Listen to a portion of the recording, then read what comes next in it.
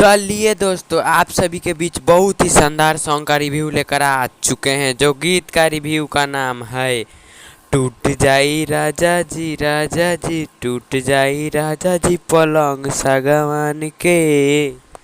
यह song Bhojpuri industry में बहुत ही तहलका मचाया हुआ सॉन्ग है। इस सॉन्ग को आप नहीं देखें तो फटाफट यूट्यूब पर जाइए और सर्च करिए टूट जाई राजा जी पलंग सागवान के। यह सॉन्ग ज़रूर सुनिए, इस सॉन्ग का ज़रूर लाभ उठाइए। आप इस सॉन्ग को नहीं सुनेंगे बहुत ही मिस्टेक करने वाले हैं आप सब।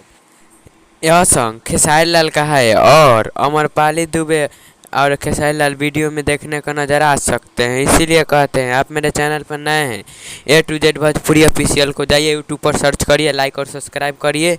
आप वीडियो का ज़रूर लाभ उठाइए। यह वीडियो अपने दोस्तों के पास ज़रूर शेयर करिएगा।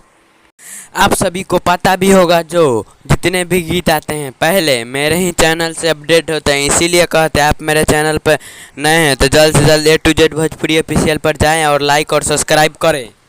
चलिए दोस्तों, आज का वीडियो इतना ही। फिर मिलते हैं नेक्स्ट वीडियो में। नेक्स्ट वीडियो का इंतजार है।